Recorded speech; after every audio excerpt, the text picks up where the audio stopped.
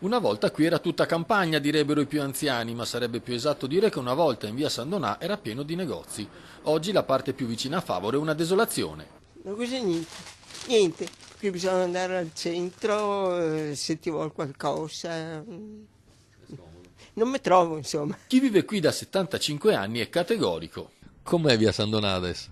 Sempre peso, non c'è più niente. Né più negozio né più niente. Negozi se ne trovano qui vicino. Le cosa? Più del panno così. Chi gestisce una panetteria ancora aperta se la prende col tram. Dal 2011, da dicembre del 2011 che si è partito il tram, man mano che passava i mesi si vedeva così.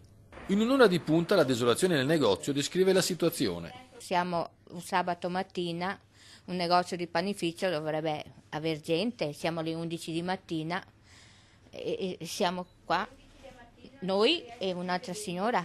E c'è chi descrive il tutto con un termine molto efficace. C'è un morto olio qua. Perché? Perché tutti i negozi sarai.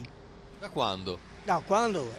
Sarà ogni giorno quasi, e ne sarà uno.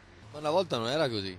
Ma no, una volta era un sacco di botteghe qua, erano osterie, era bar, e adesso non c'è più niente. Per chi è anziano la situazione è peggiorata notevolmente. Qua avevamo tutto, fruttivendolo, il macellaio, il biavarò, era tutto. Antonio ha un'enoteca dal 1978 e sostiene che c'è stato un momento preciso a partire dal quale le cose sono peggiorate velocemente. Da quando sono iniziati i lavori del tram c'è stato un calo brusco di lavoro e negli ultimi 4-5 anni hanno chiuso da piazza Favaro fino alla chiesa Carpenedo una media di 30 negozi. Riesce ad andare avanti, andrà avanti?